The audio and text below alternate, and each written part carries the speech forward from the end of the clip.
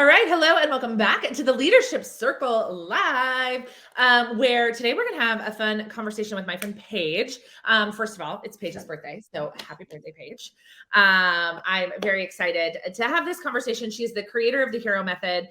She's a performance and mindset coach. I'm going to let her tell her story of how she went from, working in the school district as a teacher, as a counselor, into becoming an entrepreneur, because I think that's a really cool story. But one of the things that we're going to dig into today is really identifying and moving through limiting beliefs, right? There are a lot of buzzwords in the world around mindset and limiting beliefs and subconscious beliefs. And I think so often, at least for me, Paige, and I'd love to hear your perspective on this, like it all of a sudden gives us more work to do. We're like, oh, okay, well, I got to go figure out those limiting beliefs, right? They're like, yeah, not a mindset issue. Now I got to figure out the limiting beliefs. And it's just like another item on our to-do list. So I'm excited that our topic today is we've got to identify them and move through them. And I know with the Hero Method, we can do that very quickly. So Paige, welcome to the show. Thank you.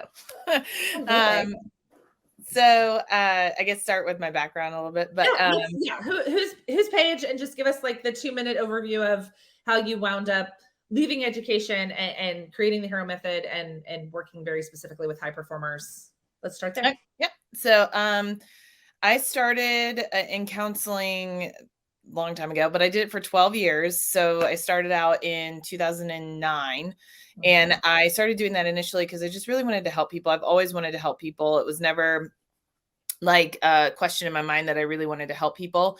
And then I really wanted to, I just felt drawn to working with kids. So specifically I went the school route and I loved it for about 6-7 years. And then I kind of felt like I was getting put in a box, like very restrictive, very, like it was just very blocking for me. Like I felt like I could only do so much with the kids and I just felt like I had a lot more to grow with. And I just you can't really do that when you're in the school system very well. And then the pay got really bad. It just kept going down instead of up, which is the wrong way.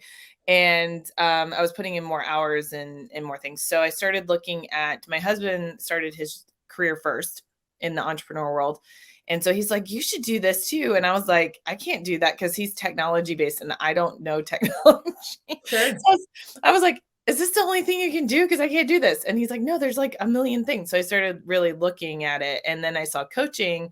And I kind of in the back of my head always knew like life coaching existed, but I didn't really understand like the parallels between counseling and coaching. Right. And so when I started looking into it, I was like, wow, this is really awesome. And so I got certified in the beginning of 2019. And then I started taking on clients and double dipping for 2 years because of COVID and things. Sure. And then I did. So then when I finally was like, nope, I'm done, I got to jump. I did that in 2021. And it's been great since. So and I think too that I just really didn't want to work with kids. Like I love the kids, but I really wanted more of a challenge with adults. Yeah. So moving into the adult spectrum was definitely a high for me. So I really like that. Yeah. I love that. And so you've recently kind of nailed your own framework and launched the Hero Method. Do you want to give us a quick overview of what is the Hero Method? Yeah. So I realized I was doing these same formats of you get into a habit. So I was doing the same formats with all my people. And I was like, I feel like I should call this something.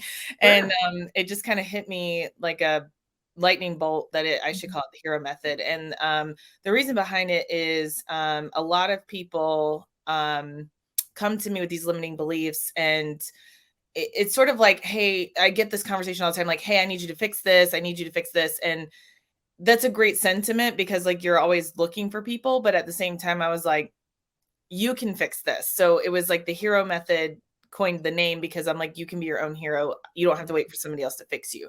So it starts off with the H is the hurt. So like the limiting beliefs are what are currently hurting you in the present, with your business, with your personal life, whatever that is. Cause I work with a lot of entrepreneurs and upper level management people, things like that. They're in high stress positions. So it's holding them back in their personal life and their business. Like they're not able to push forward. So that's where that hurt is. And then the E is the emotions, and like really fully allowing somebody to process these emotions from these limiting beliefs that they've had, Because as I would say, I really work a lot with driven women, and as driven women, we don't like to emote a lot. And so we kind of push it down until all of a sudden it explodes and explodes in the wrong people usually. And it's just not a good look. So like being able to actually fully process that and like let it go in a safe space is a really key thing, I think, for a lot of people. And I mean, we experienced that at your event, like people just letting it go finally. And it was amazing. And it was like lots of mascara running all over the place, but it was great. And then the R is it's 2 words for me. It's like rewrite and reframe. So we reframe the mindset on the subconscious level, and then we rewrite your story. So you are able to, from this point forward, change the trajectory of where your story is going. And then the O is overcome. So what we do is we do the goal setting, the success planning, that kind of stuff. So it's not a linear plan. Everybody's like, I mean, it's the words are, but it's not linear. So never is. It varies. But yeah, it really works out pretty good. That's amazing. I love that so much. And I've obviously watched you like market it and talk about it, but that's the first time I've ever really heard you describe it in that way. And I think that's really fantastic. So let's talk about like limiting beliefs. Because what I have seen happen, and this is my observation, and again, Paige, you can tell me yours, we use like, oh, that's just a limiting belief almost as an excuse, right? Anymore, instead of identifying it. And then, like you said, going through dealing with the emotions, re-scripting it, and overcoming it. We're like, oh, I just have this limiting belief that nobody's going to pay that. Or I just have this limiting belief that I'm not, I'm not worthy of that position. But then we just like carry our bag of limiting beliefs around with us. Like, do you see that? Have you found that to be like, oh, I've identified it, but people aren't processing it? And why do you think that is? So yeah, and I think it's become like the buzzword, like like just like boundaries is the buzzword right now too. And I think that with limiting beliefs, it's like if you're calling somebody out on it, right? Like, because you've done it with me as an example. I was like, I'm gonna like call you up. And I'm like, listen to me. You're like, that's a limiting belief that you have. And like, and I totally understand it, but I will say too, it's like 2-pronged, right? Like, so a limiting belief that you called me out on was my pricing, right? And like, I was like, I can't price this, but that's more of like a tangible thing. And so I feel like when you were like, no, like you can do this, like you're just stopping yourself from doing this for whatever reason.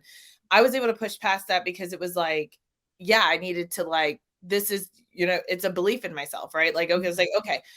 But I think that people tend to do that because it sounds bad, right? It's like if, oh, you're not valuing yourself enough because you're not pricing yourself. I'm using this as an example. You're not pricing yourself adequately.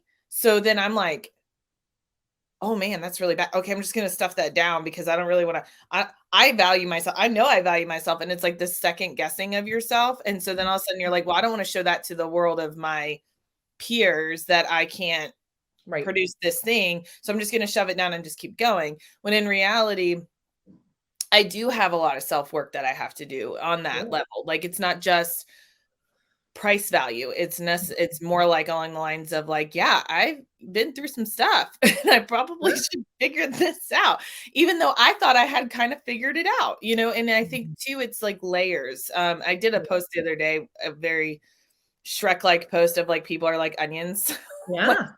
like and ogres are like onions. And I think too, it's like you go through one layer and you think you kind of solve it. And then there's this whole other layer that's emotional and kind of more ugly. And you don't really want to go to the ugly part, right? And then you force yourself to go there. And then there's even a deeper ugly there. It just gets harder and harder to go through it. And in my experience, it's like those first couple of pieces, people will like tell me all day long, like, oh yeah, I have a self-doubt in this in my business, or I have a self-doubt in this in my business. And I'm like, okay, cool.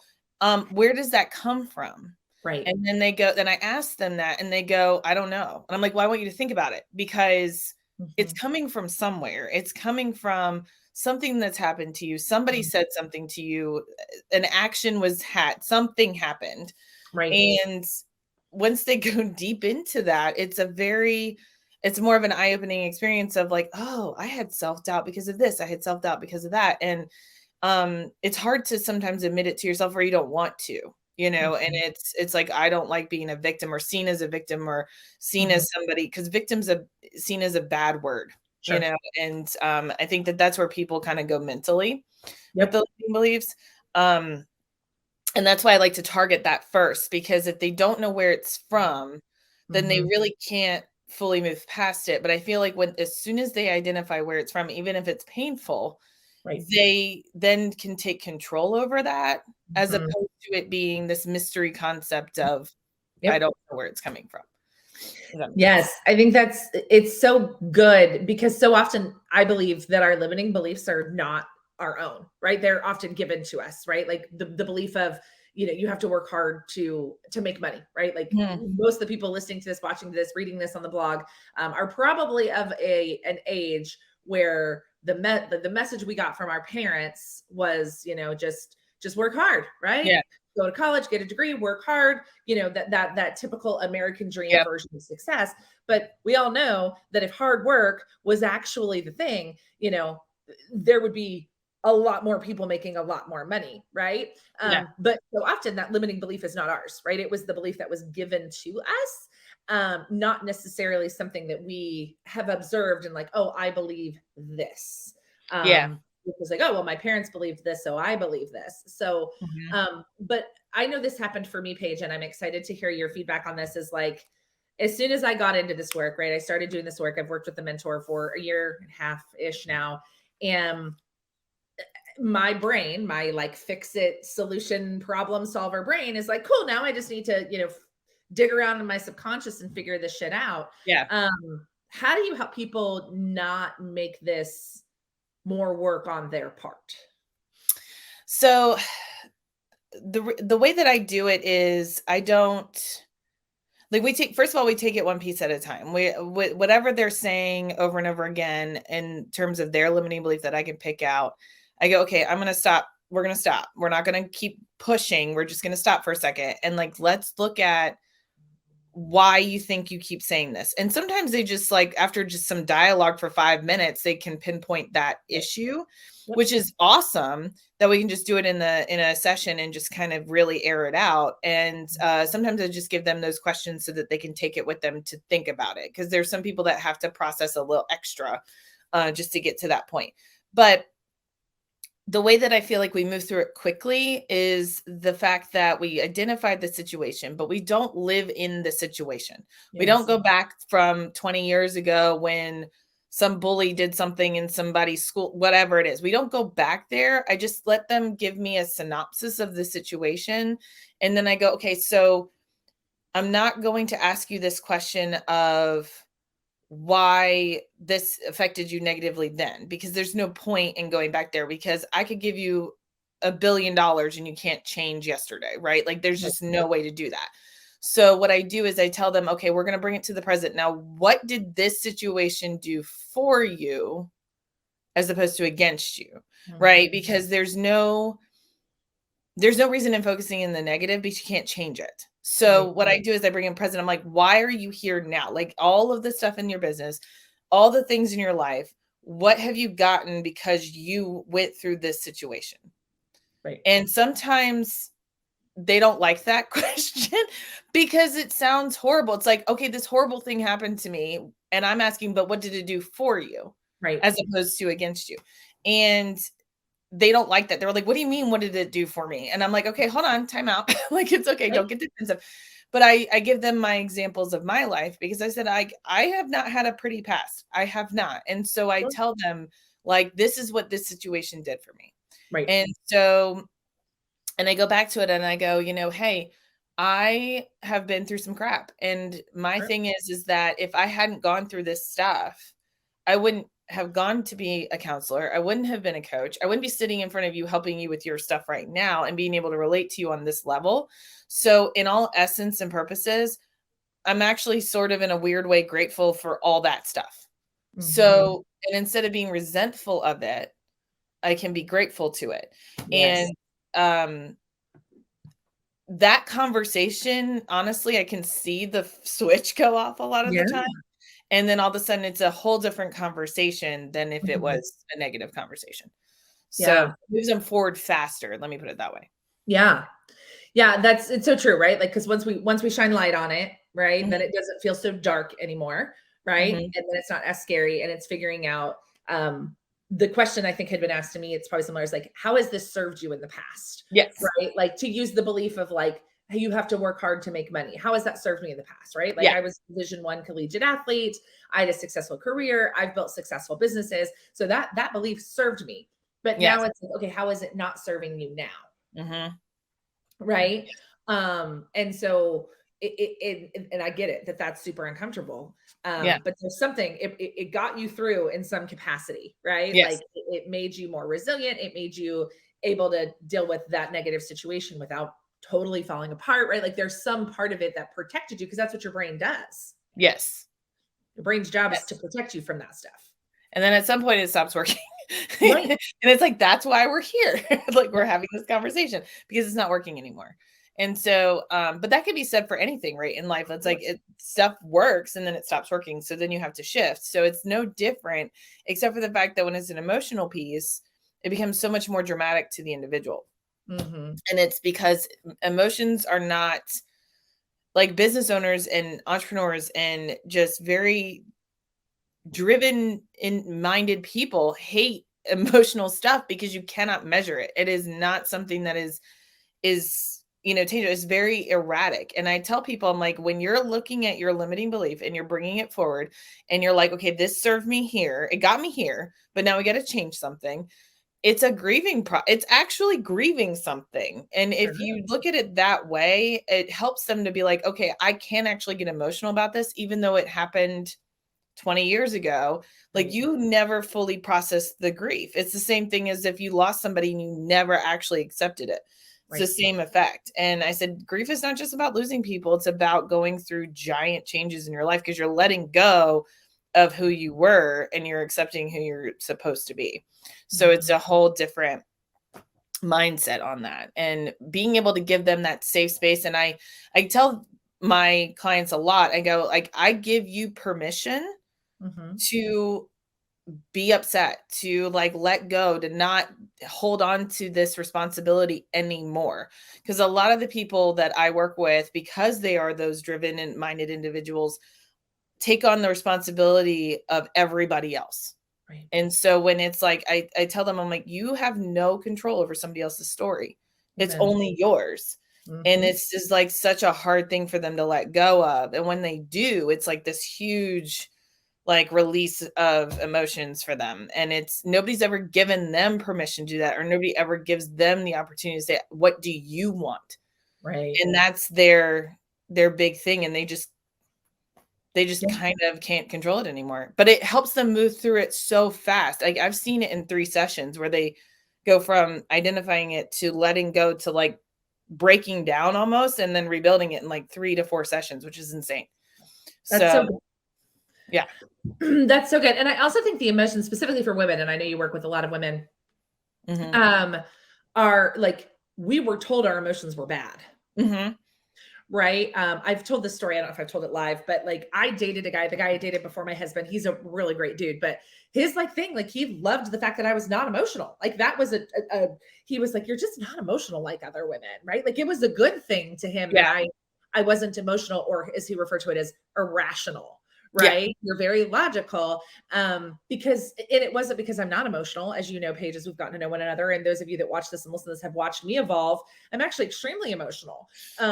But it wasn't beneficial to be, like that guy didn't like it, right? My No. boss didn't want to hear it, like it wasn't, emotions were bad, emotions were Yeah. irrational, emotions were erratic, emotions were, all of the different things. And so now we've realized, so now we're all like, oh shit, this thing we've been told to do our entire lives, which is to shove these emotions down, we have to let them come to the surface so that we can clear them. And it's terrifying, but like that's the work that you do. And I think it's so magical. It's awesome. It's fun. I like the I don't like to say like I like the emotional part of it because Right. I'm the same as you. Like I am not like I know the event, the Ultimate Upgrade event, I did not want to cry. There Yeah. was like a Right. lot of things. I mean, there's a lot of people in that room. And but I think it's so much healthier to do it and to release Mhm. it. And I tell people, I'm like, I'm getting better about it too, because like you said, we were told it was bad. Like, Yeah. and it's so funny to me because we've done this huge gender swap Right. situation over the last Yep. like 10 years, 10, 15 years. And it's like, you know, our the men in our lives and stuff are actually trying to be more emotionally expressive because they're told like, oh no, you need to do this now because they had held it down so long, and now we're told like you shouldn't be that way. And it's like, why Right. are like, what is happening? I was like, everybody should just be able to express what they want to express without any hypercriticism. Like, it's totally Right. fine. But yeah, it's this, and I actually heard this oh gosh, I can't remember the book now, but I was reading this book and it said women's tears are like men's sweat. And it was Ooh. like, right? And I can't remember what it is, and I'll find it probably at some point afterwards. But it was men exert stress and anxiety through working out. Like, that's their release, which makes perfect sense. But Of course. women have to cry. And I was Yep. like thinking about it, and I was like, that is so true. Cause how much better do we usually feel after we like have a good old fashioned breakdown in the closet or something somewhere? Yeah. Like, how much better do we actually feel? We do feel so much better when we actually just let it go versus Right. trying to hold it in. So Right. it's just an interesting like concept. Yeah. But But again, it's that whole idea of like motion creates emotion, right? Like yeah, I don't think it's specifically for men. no. Um, the physical side of things. I read a book. I'll tell you what it is, where she talked about.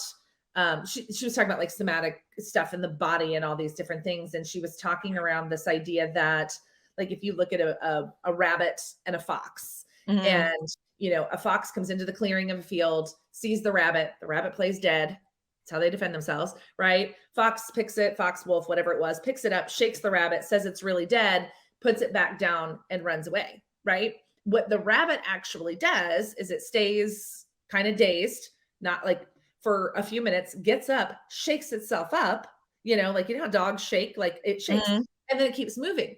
Um, and it processes the fear all the way through, right? So the, Yeah. the rabbit never says, oh, I can't go back to that clearing ever again. That fox is going to get me, right? Like it doesn't relive the trauma over and over and over again because it gets up, it shakes itself off, and it says, okay, I look around, I'm safe, and it keeps moving. I think it was Call of the Wild or something along those lines was that book. She gets into some interesting Call of the Wild by Kimberly Ann Johnson. But that to me, Paige, and for any of you watching or listening, where I realize why I love movement so much because Mhm. I'm not emotional. And I'm so much better at it than I once was. Motion helps me process Mhm. emotion, right? Going for a walk. I love to box. That's probably why, right? Like getting all of that aggression out means it doesn't stay in my body. And that's probably what that book was portraying, right? Is this idea Yeah. that men, that's what they do. They go to the gym, they say, I'm gonna go pump the iron, work some of this out, right? But for us, we have to process it in a different way. So I love that. Yeah. I can talk to you about this all day long. So why don't you tell everybody where they can spend more time with you, learn about the hero method, and know that you have a lot of cool stuff coming up as far as challenges. You've got an amazing Facebook group. You've got a great membership. Tell everybody about Paige and where they can hang out with you. Okay. The website is, if you want to just see like kind of what I'm about, it's pcbrowncoaching.com. It says my initials. And it's going to be updated shortly. So if you go there, just go back. But and then I do TikTok. I don't dance that much, but I do TikTok. And Instagram is just PC Brown Coaching. I have everything the same branding, which makes it so much easier. But I do for women. I also do a Facebook group for helping walk through the hero method as a group, and that's called the Epic Mama. And it's really just for any woman who really is just looking at, like, if you are stuck in your personal life or your business, or you're just kind of feeling like that negative record player is just playing over and over and over again in your head, and you just need some place to really get it out in a safe and supportive environment, that's what we do. We do it in, I do 2 group coaching sessions there. And we also have like the group so that people can dialogue back and forth and all that kind of stuff for support. And so that's on Facebook as well. So that may grow out of Facebook at some point, but for right now, that's where it is. So game on. Well, yeah. happy birthday, my friend. Thank you for sharing your brain and just your method with us. I think it's really amazing. And yeah, thank you guys for being here with us live. Those of you on the recording, make sure you go follow Paige, spend some time with her, and have a great day. We'll see y'all next week.